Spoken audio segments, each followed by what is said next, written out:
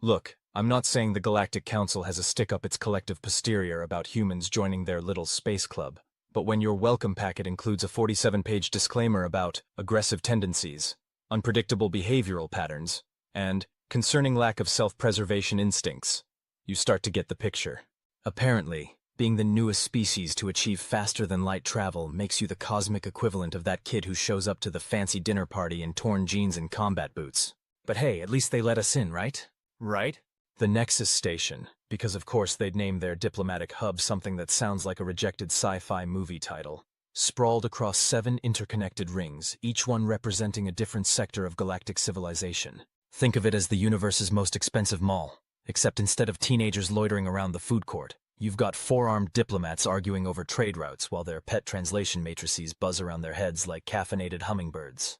And there I was, Lieutenant Commander David Mitchell of the Terran Diplomatic Corps, sitting in what the Zilithians generously called a comfort accommodation, but what any human with functioning nerve endings would recognize as a medieval torture device disguised as a chair.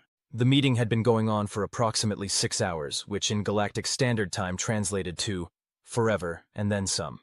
And furthermore, Ambassador Clicksith was saying, his voice carrying that particular tone that suggested he'd been practicing this speech in front of a mirror. The human propensity for what you call creative problem-solving has resulted in no fewer than 17 diplomatic incidents in the past cycle alone. I shifted in my torture chair, trying to find a position that didn't feel like sitting on a pile of crystalline sadness.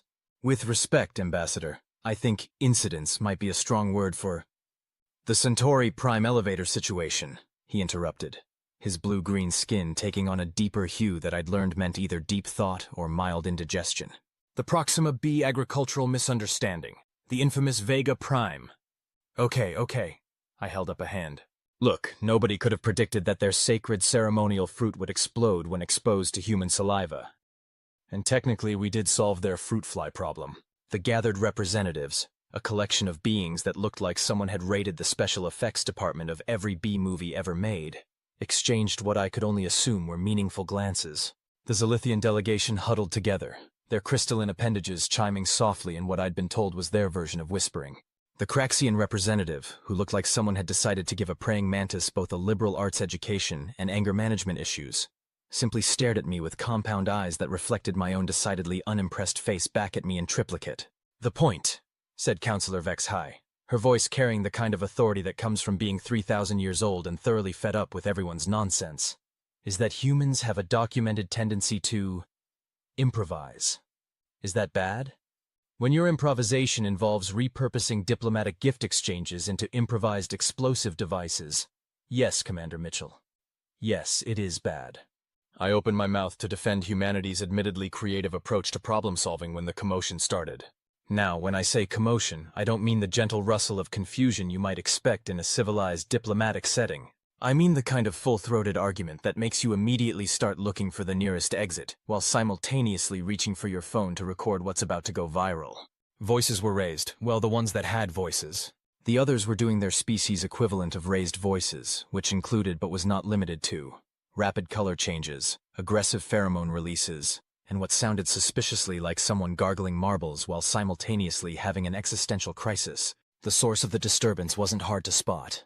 Near the main entrance to the council chambers, 2 hulking security guards, and I use the term guards loosely, because they looked more like someone had taken a rhinoceros, given it anger issues, and then wrapped it in what appeared to be mall cop uniforms, were having a heated discussion with a small, elderly figure. Sir, one of the guards was saying, his voice carrying that particular blend of professional courtesy and barely contained irritation that's universal across all species.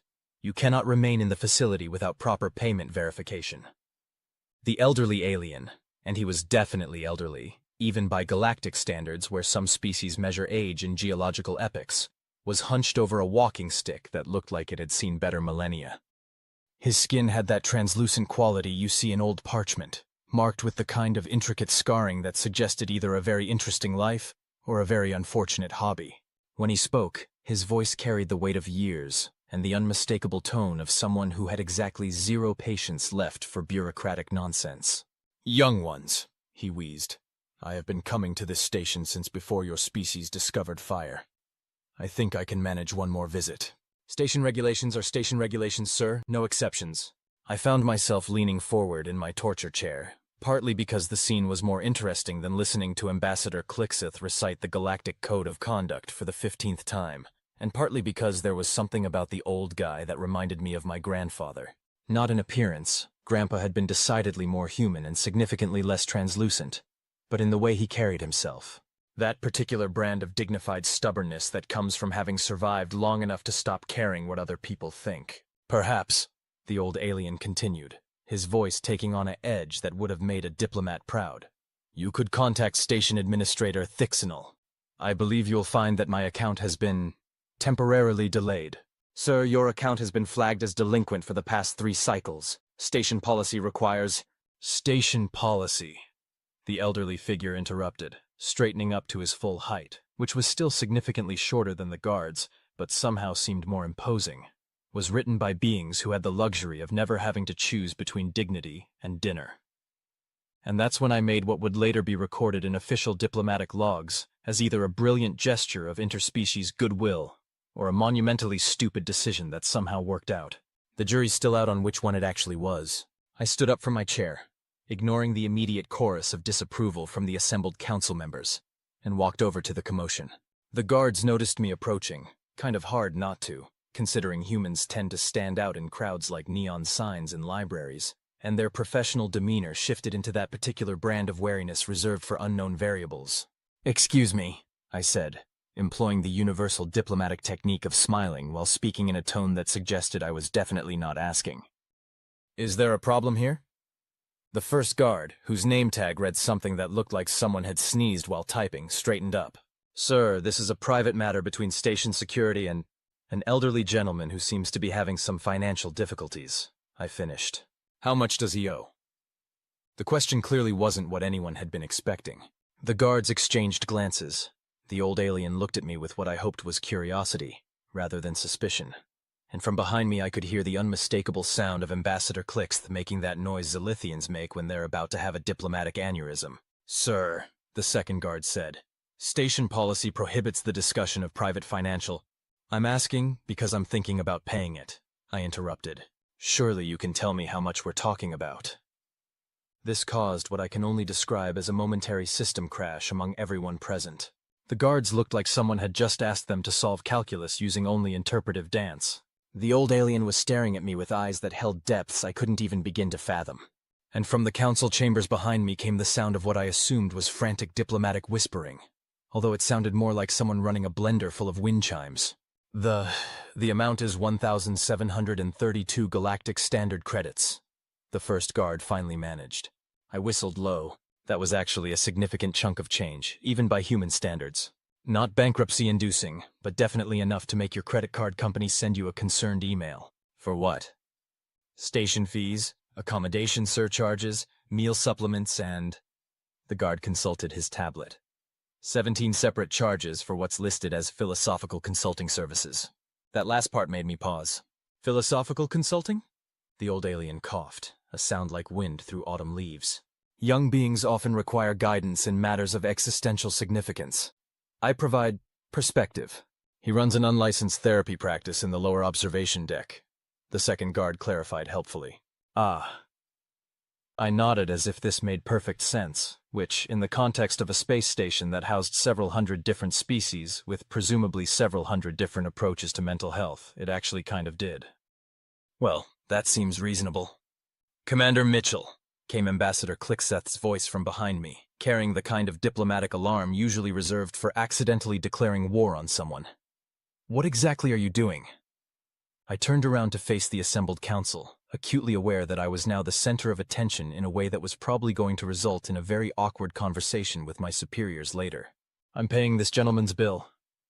The silence that followed was the kind of silence you get when you've just announced your intention to juggle live grenades at a children's birthday party.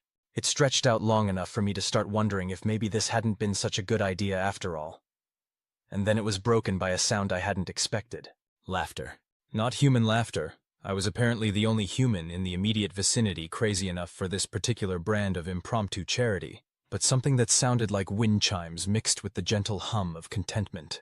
It was coming from the old alien, who was looking at me with what I was now certain was amusement. "Young human," he said, his voice carrying warmth that hadn't been there before. "Do you make a habit of paying strangers' debts?"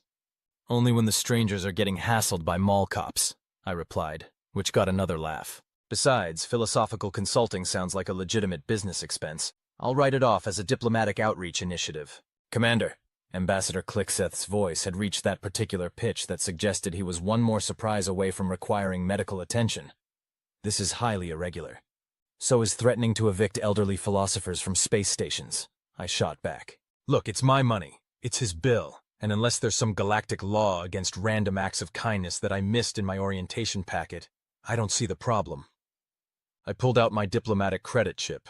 One of the perks of being part of the first human delegation was a generous expense account, and handed it to the first guard. "Run it." What followed was a flurry of activity that involved a lot of tablet tapping, credential checking, and what I assumed was the galactic equivalent of calling your manager to make sure this was okay. The old alien watched the proceedings with the kind of patient amusement that comes from having seen everything at least twice, while the assembled council members tried to figure out whether they should be impressed, horrified, or just plain confused. "Transaction approved," the guard finally announced, handing me back my credit chip with the kind of careful respect usually reserved for handling live ordnance. "Sir, your station access has been restored," he added, turning to the old alien. "Most kind," the elderly figure replied. He turned to me and I got the full force of those ancient eyes. Up close I could see that the scarring on his skin wasn't random. It formed patterns, deliberate and intricate, like calligraphy written in a language made of experience. "Young human, you have done something remarkable today." "I paid a bill," I said, feeling suddenly awkward under all that attention. "It's not exactly splitting the atom." "No," he said softly. "It is not. It is something far more rare. It is kindness without expectation of return. Such things are precious." He extended one gnarled hand, and after a moment's hesitation I shook it. His skin was warm and dry, like old leather left in sunlight, and I could feel the tremor of age in his grip. But there was strength there too, the kind that comes from enduring long past the point where most beings would have given up. "I am known as Keeper Vorthak," he said. "And you, generous human, are?" "David Mitchell. Lieutenant Commander David Mitchell, Terran Diplomatic Corps." I paused, then added, "But David's fine." "David," he repeated, and somehow made my completely ordinary name sound like something worth remembering. "I find myself in your debt." "No debt," I said quickly. "Really, I gestured vaguely at the situation, trying to find words for something I wasn't entirely sure I understood myself. It seemed like the right thing to do. Keeper Vorthak studied me for a long moment, and I got the distinct impression that I was being evaluated by standards I couldn't even comprehend. Finally, he nodded, a small smile playing at the corners of his mouth. "Perhaps," he said, "you would join me for a meal. It seems I can now afford to be a proper host." Before I could answer, Ambassador Clickseth cleared his throat with the kind of authoritative noise that suggested he'd had quite enough of this particular diplomatic deviation. "Commander Mitchell, we do have a session to complete." "Actually," I said, still looking at Keeper Vorthak, "I think a break might be exactly what we all need. Besides, didn't you just spend 6 hours explaining how humans need to better understand galactic culture? This seems like a pretty good opportunity for some cultural exchange." The ambassador's blue-green skin shifted through several shades that I was pretty sure spelled out bureaucratic frustration in Zilithian color code. But before he could voice any official objections, Counselor Vexhai spoke up. "The human has a point," she said, her ancient voice carrying the weight of settled authority. "Understanding comes through interaction, not merely through regulation. Commander Mitchell, please consider yourself dismissed from this session. We will reconvene tomorrow." I bowed slightly to the council. Always better to err on the side of too much respect when dealing with beings who could probably have you banned from the galaxy, and turned back to Keeper Vorthak. "Lead the way." The lower observation deck turned out to be exactly the kind of place I'd expected an unlicensed philosophical therapist to set up shop. It was one of those forgotten corners that exist in every large structure, the kind of space that gets left over after all the important stuff is allocated. The official parts of the station were all gleaming surfaces and carefully controlled lighting, designed to make everyone feel important and diplomatic. Down here things were more authentic. The walls were actual transparent aluminum, giving an unobstructed view of the starfield outside. Mismatched furniture was scattered around in conversational clusters, clearly acquired from wherever discarded station equipment went to die. The lighting was softer, warmer, more like what you'd find in someone's living room than a government facility. And everywhere, absolutely everywhere, there were plants. Not fancy, exotic alien flora designed to impress visitors, but the kind of sturdy, practical plants that seemed determined to thrive despite being stuck in a metal can floating through vacuum. They hung from improvised planters, wound around furniture legs, and cascaded from shelves in green waterfalls that made the space feel alive in a way the upper decks definitely didn't. "Welcome to my office," Keeper Vorthok said, settling into a chair that looked like it had been designed for someone approximately half his size, but somehow still managed to accommodate him perfectly. "It is not much, but it serves." "It's great," I said, and meant it. "How long have you been working down here?" "Time is relative, young David. But by your species' reckoning, perhaps 40 of your years?" I did some quick mental math. 40 years. That meant he'd been here since before humans had even achieved reliable interstellar travel. Back when we were still trying to figure out how to keep from blowing ourselves up with our own technology. That's a long time. Indeed. I have watched many species come and go from this station. I have seen empires rise and fall, alliances form and dissolve, young beings grow old and old beings become memories. He gestured to a small table nearby, where I noticed a collection of what looked like photographs, or their alien equivalent, scattered across the surface. "Would you care for refreshments? I find conversations flow better with proper hospitality." "Sure."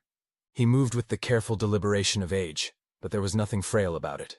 Each gesture was precise, economical, the result of decades of practice making every motion count. He prepared what I assumed was tea, though the liquid was a deep purple color that suggested either exotic alien herbs or possibly paint thinner, and handed me a cup that was warm to the touch and smelled like cinnamon mixed with something I couldn't identify. "So," I said, taking a cautious sip and being pleasantly surprised that it tasted better than it looked. "Philosophical consulting. How does that work exactly?" Keeper Vorthok settled back in his chair, cradling his own cup in both hands. "Young beings, and I use the term young in the broadest possible sense, as some of my clients are older than your entire species, often find themselves facing questions that have no clear answers. They come seeking wisdom or comfort, or simply someone who will listen without judgment. And they pay you for this?" "They pay the station for my continued presence. I merely facilitate conversations." He smiled, and I caught a glimpse of teeth that looked like they'd seen several centuries of use, though I admit the accounting department takes a rather narrow view of what constitutes legitimate business activity. I laughed. "Yeah, bureaucrats are pretty much the same everywhere. So what kind of questions do people ask you?" Now that would be telling. His eyes twinkled with mischief.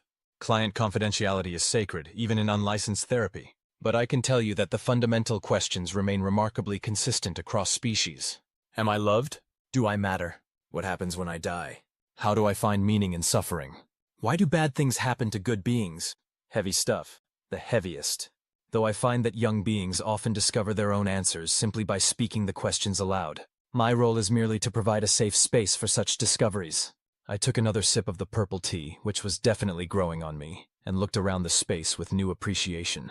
It wasn't just a forgotten corner of the station, it was a sanctuary. A place where beings could come to wrestle with the big questions without worrying about diplomatic protocol or species-appropriate behavior. "Can I ask you something?" I said. "You may ask anything. I reserve the right to answer only what serves your growth." "Why didn't you just pay the bill yourself? I mean 40 years of philosophical consulting. Surely you've built up some savings." Keeper Vorthok was quiet for a long moment, staring out at the stars. When he spoke, his voice carried a weight I hadn't heard before. "Young David, there are many kinds of poverty. There is the poverty of resources, which can be addressed with credits and material wealth. There is the poverty of connection, which can only be healed through relationship. And there is the poverty of spirit, which touches even those who have everything they could ever want." He turned back to me, and those ancient eyes held depths of sadness that made my chest ache. "I have been lonely lately. It is a terrible thing, to reach my age and find yourself without family, without home, without anyone who would mourn your passing. The bill was not beyond my means to pay, but I confess I had begun to wonder if anyone would notice if I simply disappeared." The words hit me like a physical blow. Here was this being who had spent decades, helping others work through their problems, and he was facing the most fundamental human fear of all, dying alone and forgotten. "And then," he continued, his voice brightening slightly, "a young human stranger decided that an old philosopher's dignity was worth 1,700 credits. Do you understand what that means to me, David?" I felt my throat tighten unexpectedly. I think so. It means I matter to someone. It means my existence has value beyond what I can contribute. It means... He paused, searching for words. It means I am not alone. We sat in silence for a while, watching the stars slowly wheel past the observation windows. The tea was getting cold in my hands, but I barely noticed. I was thinking about loneliness and kindness, and the weird ways the universe sometimes puts you exactly where you need to be at exactly the right moment. Keeper Vorthak, I said finally, can I ask you about those patterns on your skin? They look like writing? His hand moved unconsciously to touch his arm, tracing lines that were clearly deeply meaningful. They are the story of my people. Each mark represents a significant event, a lesson learned, a moment of growth or loss. It is how we used to preserve our history. Used to? I am the last of my kind, young David. The Vorthnaxi were never numerous, and we were caught in a war between powers much greater than ourselves. I am the final chapter in a very long book. The casual way he said it, like mentioning the weather, made it somehow worse. This being wasn't just old and lonely. He was literally the last repository of an entire culture's history. Every story, every tradition, every piece of accumulated wisdom from his people was walking around in his increasingly fragile body. Jesus, I whispered. An expressive word in your language. Yes, it is significant. He traced another pattern, this one spiraling around his wrist. This one tells of the day I realized I would outlive all my contemporaries. This one marks the moment I understood that our homeworld would never again know the sound of our voices. And this, he touched a complex design that covered most of his left shoulder. This one I gave myself the day I arrived at this station, 40 years ago. It means hope deferred, but not abandoned. I stared at him, trying to process the magnitude of what he'd just shared. An entire species, reduced to one elderly being who ran an unlicensed therapy practice in a forgotten corner of a space station. And yet here he was, still helping others, still finding meaning in connection and service. That's incredible, I said inadequately. It is life, young David. We do not choose our burdens, but we do choose how we carry them. He smiled, and despite everything he'd just told me, there was genuine warmth in it. I have chosen to carry mine in service to others. It seems fitting that the last Vorthnaxi should dedicate his remaining time to easing the suffering of other beings. A thought struck me. Have you ever thought about recording your history? I mean, if you're the last one who knows these stories? Many times. But stories, true stories, are more than words on a page. They live in the telling, in the connection between storyteller and listener. They require context, emotion, the subtle interplay of shared experience. He gestured to his scarred skin. These marks would mean nothing to someone who did not understand the weight of their creation. But surely some record is better than none at all? Keeper Vorthak considered this, his fingers absently tracing patterns on his arm. Perhaps, though I confess I have always assumed I would simply fade away when my time comes. Who would care about the stories of a dead species? I would, I said, surprising myself with the vehemence in my voice. I mean, I'd listen, if you wanted to tell them. He looked at me with such naked hope that I had to look away. You would truly wish to hear the tales of the Vorthnaxi? Yes, absolutely. I mean, hell, if I'm going to be stuck on this station for the next few months doing diplomatic stuff, I could use some good stories. I paused. Besides, someone should know. Someone should remember. The silence stretched between us, filled with possibilities I couldn't quite name. Finally, Keeper Vorthak spoke. There are 1,743 traditional stories in the Vorthnaxi historical cycle. They range from creation myths to cautionary tales, from heroic epics to quiet meditations on the nature of existence. Some are meant for children, others for adults facing their own mortality. All of them are part of the great tapestry that was my people. 1,743? I whistled. That's a lot of stories. A lifetime's worth, yes. Perhaps several lifetimes. He leaned forward, and I could see excitement building in those ancient eyes. Young David, if you are truly willing to listen, I would be honored to share them with you. Not all at once, of course. That would take more time than either of us likely has. But over the course of your stay here? Yes, I said without hesitation. Yes, absolutely. When do we start? Now, if you wish. Though I should warn you, once begun, the traditional telling cannot be interrupted or abbreviated. To do so would dishonor the story and those who lived it. I checked my timepiece. The diplomatic sessions wouldn't resume for another 18 hours, and to be honest, the prospect of listening to stories sounded infinitely more appealing than another 6-hour debate about human aggressive tendencies. I've got nothing but time, I said. Keeper Vorthak rose from his chair with ceremony I hadn't seen from him before. He moved to a small cabinet and withdrew what looked like a simple wooden bowl, dark with age and handling. He filled it with water from a nearby dispenser, then returned to his seat, placing the bowl on the table between us. "In the tradition of my people," he said formally, "stories are told over the vessel of memory. The water represents the flow of time, carrying all things forward while reflecting the light of truth. Will you drink with me, David Mitchell of the humans, and join the circle of those who remember?" I looked at the offered bowl, understanding somehow that this was a moment of significance beyond anything I could fully grasp. This wasn't just an old alien telling stories to pass the time. This was a sacred act, a passing of knowledge from one generation to the next, even across species lines. "I will," I said solemnly. He lifted the bowl and took a small sip, then passed it to me. The water was cool and tasted faintly of minerals, nothing special except for the weight of ceremony surrounding it. I drank and passed the bowl back. "Then let us begin," Keeper Vorthak said, settling back in his chair. "The first story of the Vorthnaxi is the story of the first light, when consciousness emerged from the void and chose to know itself through experience. And so, in a forgotten corner of a space station, surrounded by rescued plants and mismatched furniture, I became the first human to hear the creation myths of a species that existed nowhere else in the galaxy, except in the memory of one elderly being who had chosen kindness over bitterness, service over despair. The story took 4 hours to tell.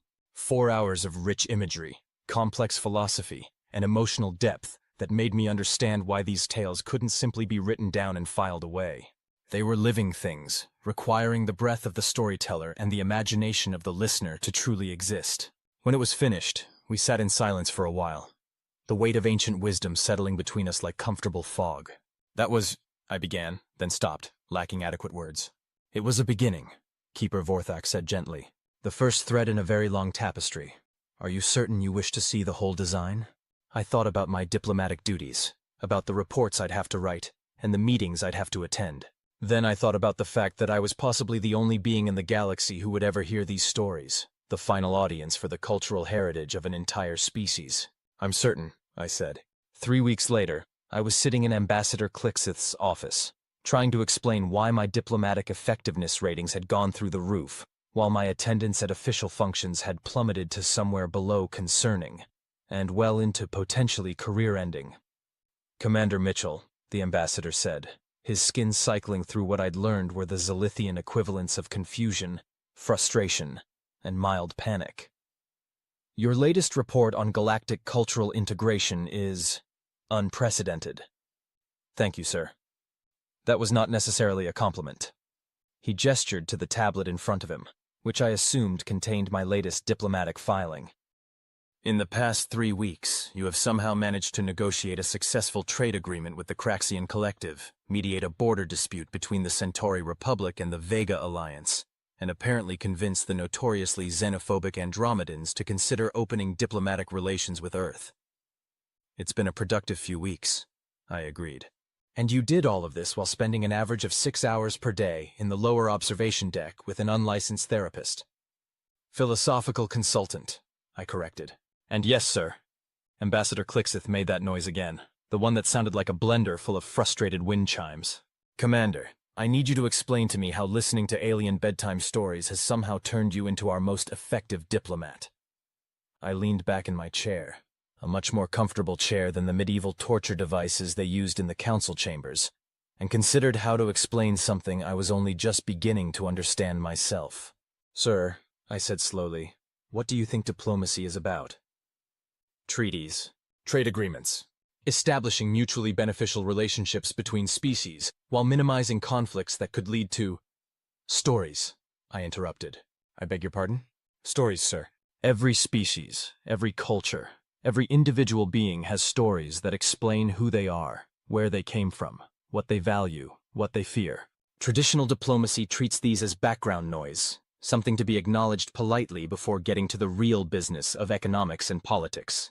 I stood up and walked to the window, looking out at the main concourse where dozens of different species were going about their daily business, each one carrying their own collection of stories, their own understanding of how the universe worked. "But what if the stories are the real business?" I continued. "What if understanding why the Craxians value individual achievement over collective harmony isn't just cultural trivia, But the key to structuring trade agreements they can actually live with? What if knowing that the Centauri Republic's expansion policies are driven by ancient fears of extinction helps you frame border negotiations in terms they can accept without losing face?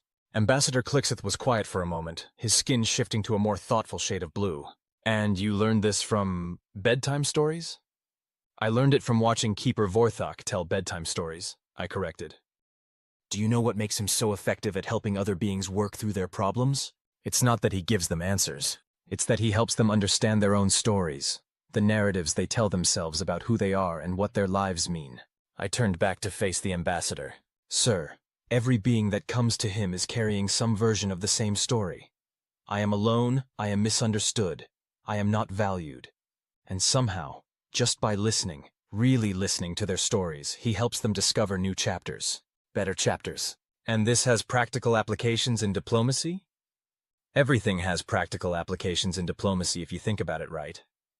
I pulled up my recent reports on my personal tablet. Take the Craxian Trade Agreement. Traditional negotiation focused on resource allocation and economic projections. But once I understood that their entire cultural identity is built around stories of individual merit triumphing over collective oppression, I could frame the agreement in terms of individual Craxian traders having opportunities to prove their worth in human markets.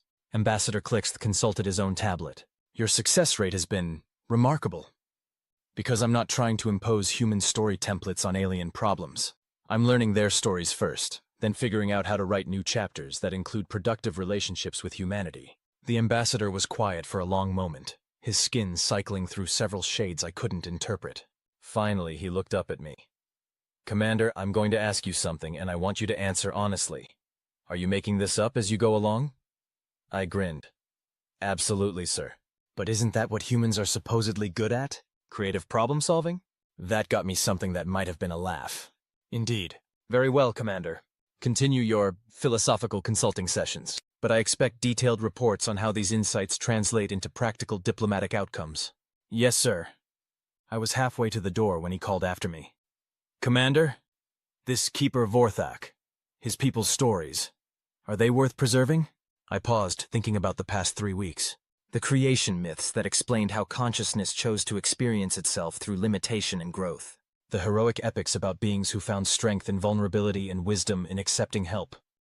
The quiet meditations on finding meaning in loss, beauty in impermanence, hope in the face of endings. Sir, I said finally, they're some of the most important stories I've ever heard. 6 months later, I was back on Earth, sitting in a conference room that felt both familiar and strange after my extended stay on Nexus Station. The Terran Diplomatic Corps' headquarters in Geneva was all clean lines and efficient lighting, designed to project competence and authority. It was exactly the opposite of Keeper Vorthok's plant-filled sanctuary, and I found myself missing the warmth of the lower observation deck more than I'd expected. So, Mitchell, Director Hawkins was saying, your tour at Nexus Station has been interesting. That was one word for it. I'd spent 6 months learning the stories of a dead species, revolutionizing my approach to interstellar diplomacy, and somehow becoming the poster child for what the Corps was now calling narrative-based diplomatic methodology. Interesting is certainly one way to put it, sir, I replied. Director Hawkins, a woman who looked like she'd been carved from granite in diplomatic necessity, tapped her stylus against her tablet with the kind of precision that suggested barely contained impatience. Your success rate at Nexus Station was unprecedented. 17 major agreements, 12 minor accords, and 3 completely new diplomatic relationships. The Galactic Council has requested that you be assigned as permanent human liaison. That's flattering, sir. It's also problematic. She leaned forward, fixing me with the kind of stare that could probably melt titanium if she concentrated hard enough. Because according to your reports, your methodology can't be replicated. Not easily, no. Explain. I'd been dreading this conversation for weeks. How do you explain to a bureaucracy built on reproducible results that the most effective diplomatic technique you'd ever encountered was fundamentally about individual connection and shared storytelling? Sir, traditional diplomacy operates on the assumption that all rational beings will respond to logical incentives in predictable ways. But that's not how consciousness actually works. Every species, every individual, processes information through the filter of their own stories about reality. Stories again. Director Hawkins made a note on her tablet. Mitchell, with all due respect, we need methodologies that can be taught, not mystical insights about alien bedtime stories. But that's just it, sir. They're not mystical insights. They're practical tools for understanding how different beings construct meaning. I pulled up my presentation files, grateful for the chance to show rather than just tell. Look at the Andromedans. They'd been refusing all diplomatic contact with anyone for 3 centuries. Every previous approach had focused on demonstrating the practical benefits of joining the galactic community. Logical approach. Completely ineffective approach. Because the Andromedans' foundational cultural story is about the corruption that comes from external contact. Trying to convince them to join the galactic community by listing benefits was like trying to convince a recovering alcoholic to have a drink by explaining how relaxing it would be. Director Hawkins frowned. So what did you do instead? I learned their stories. I spent 2 weeks listening to Keeper Vorthok tell me about different approaches to cultural preservation, about how the Vorthnaxi had maintained their identity even when they were surrounded by more powerful civilizations. Then I approached the Andromedans not as someone trying to get them to join something, but as someone who respected their commitment to cultural purity and wanted to help them find ways to engage with the galaxy without compromising their values. And that worked? It worked because it was true. I wasn't trying to sell them something they didn't want.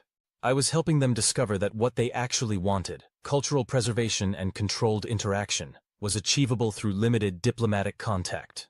Director Hawkins was quiet for a moment, her stylus tapping out a complex rhythm against her tablet. Mitchell, what you're describing sounds less like diplomacy and more like therapy. Maybe that's because they're not as different as we think they are. I leaned forward, warming to a theme I'd been developing for months. Look, what is diplomacy really? It's helping different groups find ways to coexist peacefully and productively. And what is therapy? It's helping individuals find ways to resolve internal conflicts and build healthier relationships. You're suggesting that entire species need therapy? I'm suggesting that species, like individuals, carry unresolved trauma, limiting beliefs, and maladaptive patterns that interfere with their ability to form healthy relationships. And maybe, sometimes, what they need isn't another trade agreement or security treaty. Maybe what they need is someone who will listen to their stories and help them discover new ways of being in the world. The silence that followed was the kind of silence that could go either way, toward breakthrough or breakdown. Finally, Director Hawkins spoke. Mitchell, this is either brilliant or completely insane. Why can't it be both, sir? That got me something that might have been a smile. Fair point. Here's my problem. I have a dozen other diplomats who are requesting reassignment to study your methods. But according to your reports, your methods can't be taught in a classroom or a training manual. Not the way we usually teach things, no, but... I paused, struck by a sudden thought. Sir, what if we approached this differently? What if instead of trying to systematize the storytelling approach, we focused on teaching diplomats how to become better listeners? Go on. Most diplomatic training focuses on how to present our position effectively, how to negotiate from strength, how to project authority and competence. But Keeper Vorthok taught me that real influence comes from understanding, really understanding, how other beings see the world. And that kind of understanding can only come from listening with genuine curiosity and empathy. I pulled up another file, this one containing my preliminary thoughts on diplomatic education reform. What if we created a training program that paired human diplomats with experienced beings from other species? Not for formal instruction, but for extended storytelling exchanges. Let our people learn to see the galaxy through alien eyes, to understand different approaches to meaning-making and problem-solving.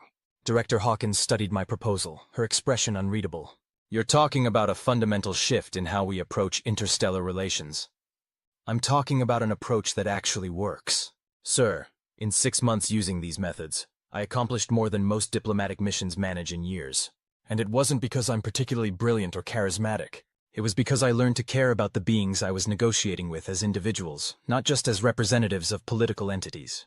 And you learned this from paying an old alien space station bill.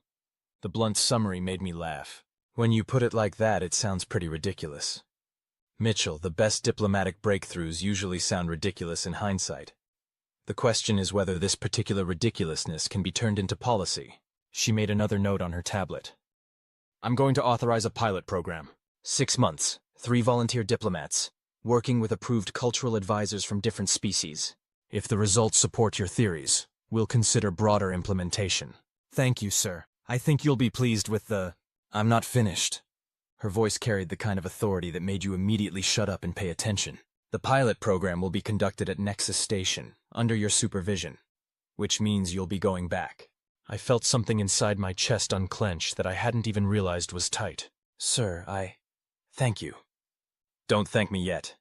You'll be responsible for selecting the cultural advisors, designing the curriculum, and proving that your story-based approach can produce consistent results across different diplomatic challenges. She fixed me with that granite stare again. And Mitchell? Yes, sir? Make sure your old alien friend is available for consultation. Something tells me we're going to need all the wisdom we can get. 8 months later, I was standing in the lower observation deck, watching 3 of the Corps' most promising young diplomats struggle through their first session with Keeper Vorthok. It was educational. Lieutenant Wilson, fresh out of the academy with degrees in xenopolitics and interstellar law, was clearly fighting the urge to take notes. Commander Rodriguez, a veteran of 15 successful trade negotiations, kept checking her timepiece, as if punctuality might somehow accelerate the storytelling process. And Captain Singh, whose specialty was military alliance structures, looked like he was trying to solve a complex tactical problem through sheer force of analysis. Meanwhile, Keeper Vorthok was telling them the story of the Twilight War, a Vorthnaxi legend about a conflict that began because 2 allied nations stopped listening to each other's concerns and started making assumptions about each other's motivations.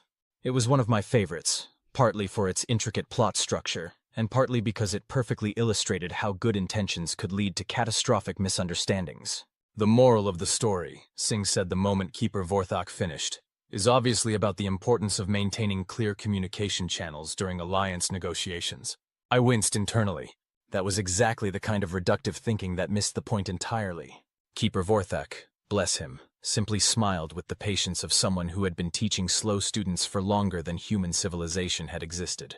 An interesting interpretation, young captain. What do you think, Commander Rodriguez? Rodriguez looked up from her timepiece, clearly trying to catch up. Well, it seems like a cautionary tale about the dangers of rapid military escalation without proper diplomatic oversight. And you, Lieutenant Wilson? Wilson finally gave up on his note-taking and leaned forward. Sir, with respect, I'm not entirely sure what we're supposed to be learning here. It's a fascinating story, but I'm not seeing the practical applications to our current diplomatic challenges. The silence that followed was the kind of silence that makes you acutely aware of your own breathing. Keeper Vorthok looked at each of the 3 diplomats in turn, his ancient eyes holding depths of disappointment that made me want to apologize on behalf of my entire species. Young beings, he said finally, you have listened to words, but you have not heard the story. I don't understand, Wilson said. No, Keeper Vorthok agreed gently. You do not. David, perhaps you could assist. I stepped forward, feeling like a teacher called upon to explain a difficult concept to struggling students. Guys, you're trying to extract lessons from the story instead of experiencing it. What did you feel while Keeper Vorthok was telling it? Feel? Rodriguez looked confused. Yes, feel. When he described the moment when the 2 alliance leaders realized they had been fighting a war based on complete misunderstanding, what did that do to you emotionally? Singh frowned. It was frustrating, I suppose. They could have avoided the whole conflict if they'd just talked to each other. Good. Now go deeper. Why was it frustrating? Because... Singh paused, apparently thinking for the first time about his emotional response rather than his analytical one. Because I could see how it was going to end. The signs were all there, but the characters couldn't see them. Because they were trapped in their own stories about what was happening, Wilson said suddenly, his eyes lighting up with understanding. They each had a narrative about the other side's motivations, and they were so invested in those narratives that they couldn't see the actual evidence that contradicted them. Exactly. I turned to Rodriguez. And what does that tell us about our own diplomatic work? Rodriguez was quiet for a moment, her expression shifting from confusion to something approaching revelation. That we might be doing the same thing. We approach each negotiation with our own stories about what the other side wants, what they're capable of, what their limitations are. And those stories might be completely wrong. But they feel true, Keeper Vorthok added softly, because they confirm what we already believe about ourselves and our place in the universe. I watched as the 3 diplomats began to process this idea, seeing the moment when abstract concepts began to transform into practical understanding. This was why the storytelling approach couldn't be reduced to a training manual or a series of PowerPoint slides. The insights had to be experienced, not just learned. Keeper Vorthok, Wilson said slowly. Could you tell us that story again? The old alien's face lit up with the kind of joy that comes from seeing a student finally grasp a difficult concept. Of course, young one. But this time do not listen for lessons. Listen for lives. Feel what the characters feel. Understand their fears, their hopes, their moments of choice. Let their story become real to you. And so he told it again, and this time the three diplomats listened with their hearts as well as their heads. When it was finished, they sat in silence for a long while, processing not just the plot, but the emotional weight of it, the way it illuminated universal patterns of misunderstanding and miscommunication. God, Rodriguez whispered finally. We do this all the time, don't we? We create stories about other species being aggressive or secretive or unreliable, and then we negotiate based on those stories instead of on actual evidence. The Craxian Collective, Singh said suddenly. Everyone says they're impossible to work with because they're too focused on individual achievement to form stable alliances. But what if that's just our story about them? What if their focus on individual achievement is actually compatible with alliance structures, just in ways we haven't figured out yet? Like David did with the trade agreements, Wilson added, nodding. He didn't try to change their focus on individual achievement. He found ways to frame human markets as opportunities for individual Craxians to prove their worth. I felt a surge of pride watching these talented beings begin to understand something that had taken me months to figure out. Exactly. The story we tell ourselves about other species becomes the reality we experience with them. Change the story, change the relationship. Keeper Vorthok smiled, the kind of smile that held memories of thousands of similar moments of breakthrough and understanding. And now you begin to see why stories matter more than statistics, why understanding hearts is more important than calculating interests. But how do we learn their stories? Rodriguez asked. I mean, we can't spend 6 months with each species learning their entire cultural heritage. You cannot, Keeper Vorthok agreed. But you can learn to ask the right questions. You can learn to listen for the stories beneath the words, to hear the fears and hopes that drive their positions. He gestured to the patterns on his own skin. Every being carries their story with them, young commander. Your task is not to learn every story in the galaxy, but to become the kind of being that others feel safe sharing their stories with. And how do we do that? Singh asked. Keeper Vorthok's smile widened. By sharing your own stories first. By being vulnerable enough to let others see your fears, your hopes, your moments of doubt and growth. Connection is a gift that can only be given freely and received with gratitude. I watched as this idea sank in, seeing the moment when 3 highly trained, professionally competent diplomats realized that their greatest tool wasn't their expertise or their authority, but their willingness to be genuinely human in their interactions with alien beings.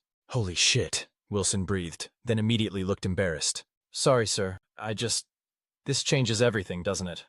Language, Lieutenant, I said with mock sternness, then grinned. But yeah, it kind of does. 2 years later, I was sitting in that same observation deck, but the space had changed dramatically. What had once been Keeper Vorthok's private sanctuary was now the official headquarters of the Galactic Cultural Exchange Initiative. The mismatched furniture had been replaced with seating designed to accommodate 12 different physiologies. The improvised planters had given way to a carefully designed ecosystem that provided appropriate environmental comfort for beings from across the galaxy. Translation matrices hummed quietly in the background, ensuring that every nuance of meaning could be shared across species lines. It was more efficient, more professional, more diplomatic. I missed the old version terribly, but watching Keeper Vorthok work with the latest group of human diplomats, and now, for the first time, a mixed group that included representatives from 6 different species, I had to admit that the expansion had been necessary. The storytelling approach to diplomacy was working too well to be contained in a single forgotten corner of a space station. The challenge, Keeper Vorthok was saying to the assembled group, is not to learn every story, but to become comfortable with not knowing. To approach each being you encounter with genuine curiosity about their experience of existence. Ambassador Terexhai of the Andromedans, yes, they had actually appointed an ambassador, something no one had thought possible 2 years ago, leaned forward with the careful attention that was characteristic of her species. Keeper, in our culture, excessive curiosity about personal matters is considered invasive. How do we balance respect for privacy with the need for deeper understanding? It was exactly the kind of nuanced question that would have sent traditional diplomatic training into procedural panic. Keeper Vorthok simply nodded thoughtfully. An excellent question, Ambassador. Tell me, in Andromedan culture, what is the difference between curiosity and invasion? Curiosity seeks to understand for the purpose of connection, Terexhai replied immediately. Invasion seeks to understand for the purpose of control. And how does one communicate the difference? Through the quality of attention given to the answer, she said slowly, working through the concept in real time. through what one does with the understanding once it is gained. Precisely. Young beings, Keeper Vorthak addressed the entire group. You cannot force connection. You can only create the conditions in which connection might choose to grow. And those conditions are always the same: safety, respect, and genuine care for the well-being of the other. Commander Yithlok of the Craxian Collective, whose presence in this program would have been unthinkable before the trade agreements started working so well, made a sound that I'd learned was their equivalent of thoughtful humming. This explains much about human diplomatic success. You approach negotiations as if they were opportunities to form personal relationships rather than business transactions. Because they are, said Lieutenant Hayes, one of the newer human diplomats.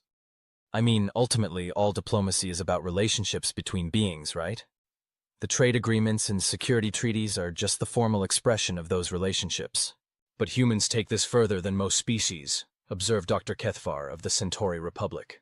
You seem genuinely interested in our welfare, not merely in what we can provide for you. I felt a familiar surge of pride in my species, tempered by the knowledge that this approach wasn't uniquely human. We'd learned it from an alien philosopher who had been practicing it for decades before we arrived. Keeper Vorthak, I said. Could you tell them about the gift economy? The old alien's eyes lit up with the special gleam he got when approaching one of his favorite topics. Ah, yes. Young beings, in my culture, in the culture that was, we had a saying: the gift must always move. It meant that true wealth was not in accumulation, but in circulation. The more you gave away, the richer you became. That sounds economically unsustainable, Commander Yithlok observed with typical Craxian directness. Does it? David, tell them about the Andromedan Cultural Preservation Initiative. I smiled, remembering one of my favorite diplomatic successes. 6 months ago, the Andromedans were concerned about losing some of their historical archives due to technological decay. They needed help, but they couldn't ask for it without compromising their cultural purity principles. So what did you do? Dr. Kethvar asked. I offered to help, no strings attached. No trade agreements, no reciprocal arrangements, no expectation of future consideration. Just help, because preserving cultural heritage is inherently valuable. And the result? Ambassador Turex High's tone was carefully neutral, but I could see the pride in her posture. The result was that the Andromedans saved their archives, and we gained something infinitely more valuable than any trade agreement. We gained their trust, which led to the Cultural Exchange Program, which led to the joint research initiatives, which led to... I gestured around the room. This. The gift must always move. Keeper Vorthak repeated softly. Young David gave freely, expecting nothing in return, and in return, he received more than he could have possibly imagined. Lieutenant Hayes raised her hand hesitantly. But how do you know when to give? How do you know you're not being taken advantage of? It was Keeper Vorthak's turn to smile with pride. Tell her, Ambassador Turex High. The Andromedan representative considered the question with the careful attention her species brought to all matters of cultural significance. In our experience with humans, the question answers itself. Beings who approach relationships with genuine generosity inspire reciprocal generosity. Beings who approach relationships as opportunities for exploitation do not tend to succeed with humans, because humans are remarkably good at distinguishing between genuine need and attempted manipulation. Dr. Kethvar added, It is one of your species' most notable characteristics.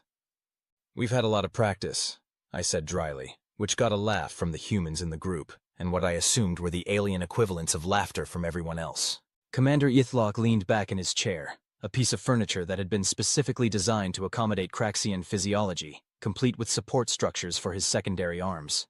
This approach, it requires significant courage. How so? Keeper Vorthak asked. To approach another being with genuine openness, to offer help without guarantee of return, to risk forming emotional attachments to beings whose motivations you do not fully understand. He paused, searching for words. In Craxian culture, such behavior would be considered extremely dangerous. And yet here you are, Lieutenant Hayes pointed out gently, participating in a program based entirely on those principles. Yes, Commander Yithlok admitted, because the results speak for themselves. Craxian individuals involved in these human-style relationship-based negotiations report significantly higher satisfaction levels and more sustainable long-term agreements than those achieved through traditional methods. Because, Keeper Vorthak said with the satisfaction of a teacher watching students reach their own conclusions, sustainable agreements require sustainable relationships, And sustainable relationships require genuine care for the welfare of all parties involved. I looked around the room at this impossible collection of beings, species that had been strangers or even enemies just a few years ago, now gathered in comfortable collaboration around the idea that connection and understanding were more powerful than contracts and coercion. "Keeper," I said, "I have a question." "Of course, young David. Do you think your people would be proud of what their stories have accomplished, of how far their wisdom has traveled?" The silence that followed was different from the usual thoughtful pauses that punctuated our sessions. This was the kind of silence that held weight, that acknowledged the presence of loss and hope in the same space. "My people," Keeper Vorthak said finally, his voice carrying the tremor of age and deep emotion, "believed that stories were living things, that they grew and changed as they moved from teller to listener. They would say that the stories you have heard from me are no longer Vorthnaxi stories, but something new. Human stories that carry the wisdom of the Vorthnaxi. Alien stories that carry the heart of humanity." He looked around the room, his ancient eyes taking in each face, each being that represented a small piece of the galaxy learning to see itself differently. "I think they would be amazed," he continued, "to know that their final gift to the universe was not the preservation of Vorthnaxi culture, but the transformation of galactic civilization itself. That their stories of connection and understanding would become the foundation for a new way of being together among the stars." Ambassador Terex High spoke into the emotional space that followed, her voice carrying the formal cadence of official pronouncement. "Keeper Vorthak, on behalf of the Andromedan Collective, I wish to formally request that you accept the position of Cultural Wisdom Advisor to the Galactic Council." The shock on Keeper Vorthak's face was so complete that for a moment, I thought he might have stopped breathing entirely. "Ambassador, that is, the Galactic Council has no such position." "They do now," Dr. Kethvar said with a grin that was definitely recognizable across species lines. "The motion was passed unanimously yesterday. The position comes with full diplomatic status, a permanent residence on Nexus Station, and a budget sufficient to expand this program to 12 additional sectors. We thought," Commander Yithlok added with what might have been shyness, "that it was time for the galaxy to officially recognize what everyone already knows, that wisdom transcends species boundaries, and that some teachers are too valuable to remain unlicensed." I watched Keeper Vorthak's face cycle through surprise, gratitude, and something that looked suspiciously like tears, if beings with his physiology could cry, which I had never actually confirmed. When he spoke, his voice carried a tremor that had nothing to do with age. "Young beings, honored representatives, I accept, with gratitude beyond expression and hope beyond measure." The celebration that followed was chaotic, multilingual, and absolutely perfect. Different species expressing joy in different ways, creating a cacophony of sound and movement that somehow harmonized into something greater than the sum of its parts.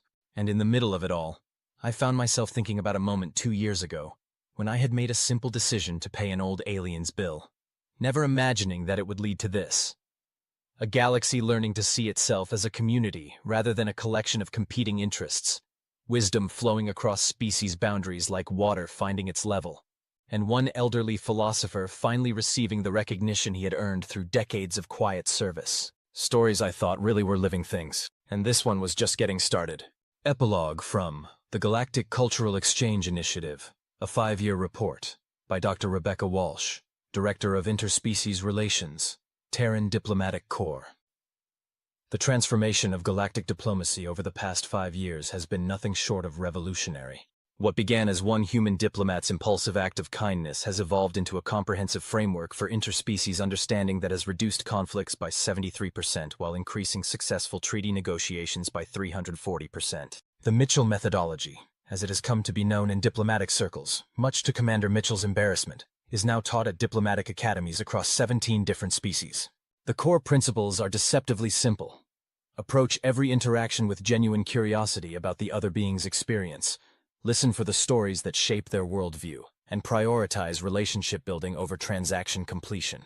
The results speak for themselves. Species that had maintained hostile or distant relationships for centuries are now collaborating on scientific research, cultural exchange, and mutual aid initiatives.